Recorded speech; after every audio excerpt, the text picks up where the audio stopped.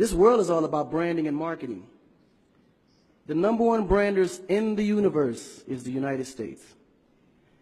They made United States seem like it's the best place in the world to be. It's the land of the free, home of the brave. I go there to find and chase my dreams. We have to be able to tell our own stories. Directors, filmmakers, entertainers, it's going to be clearly, and the press, it's going to be your job to redefine how people think about Africa.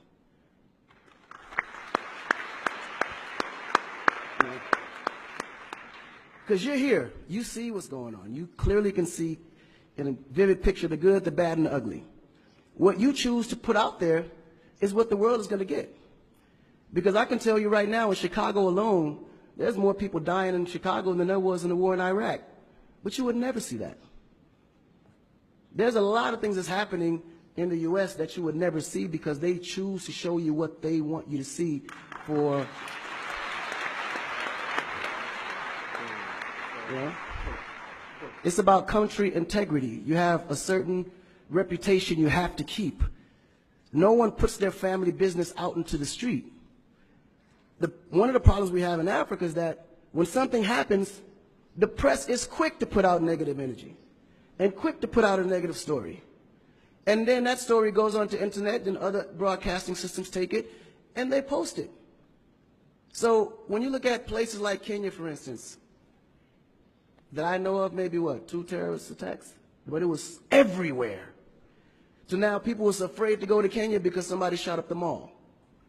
But then when you look online, there was over 25,000 attacks in the U.S., but you only knew about maybe 5 or 6. So we have to really rebrand. And then when you look at how the world perceives Africa, they're right. You know, you see zebras, lions, tigers, bears. Oh my. You get to the point where you think Africa's just a big jungle. The images that they're showing of Africa is historical images. This is way before civilization. This is when they were still, you know, battling with spears, like times of Shaka Zulu. No, I'm serious. But then when you look at the U.S., they're showing Superman, Batman, you know? Where is our Superman? Where is our, like, Shaka Zulu should be a superhero today. Really. So we have to tell our own stories. I mean, even Jesus is white. And you believe it. But it's okay because how you were framed, if you taught something from the day you were born, and your mother taught you that, your father taught you that, it's real. You never look at your mom and your dad as liars. But their mother and father taught them the same thing because that's the kind of history that's put out for them to believe. Our history books in the U.S. is all white American history, culture that's been borrowed from other nations. But Africa have to teach the same history of our ancestors, the great things that they have accomplished. You know? And it's going to be the jobs of directors like yourself, filmmakers like yourself, to narrate that story. How do we want to be perceived? How do we want that story to be narrated to the rest of the world? This younger generation, we kind of figured it out. Because now, when you look at hip-hop in America, every rapper is rich. Gold chains, Bentleys, nice girls by the pool with bathing suits in this big mansion. And then, when the video's over, they get on their phone and call an Uber. They don't even come in the Bentley that you just saw in the TV. But you go to Nigeria, we got Wizkid, Davido, P-Square, all these guys driving a Bentley, Mercedes. They actually own those cars. That's the difference.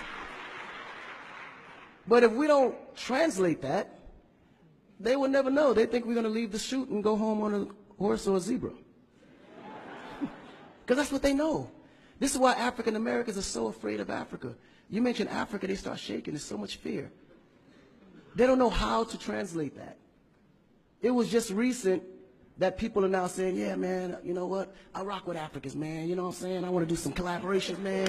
Yo, man, I need an Afrobeat remix, you know what I'm saying? But before, they're like, man, I don't know that dude. I'm not putting him on my record. So the younger generation is slowly understanding how you have to rebrand the culture, because the culture has adapted. They've actually took everything that we've created and made it look better. They made a superstar look like a superstar. When I look on TV and I see our biggest entertainers, they don't look like stars. That's why you can't really respect the entertainer. If a politician saw a singer, he'd just be like, oh, he's just a local singer.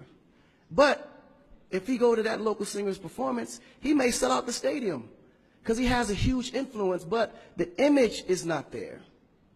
So we have to take the image as a huge accountability for ourselves and realize that Africa really does have a reputation. But if we allow our stories to be told, our stories will be told according to their agenda on what they need to be able to benefit from Africa. So we have to tell our story so we can be able to understand how we can utilize that story to benefit for our agenda. You know? So in closing, this job is for the entertainers, the filmmakers, the reporters, and anyone that creates content. We have to rebrand. And we have to rebrand it in the way that we see it and tell the story to where they can understand it, feel comfortable, and want to come here and invest.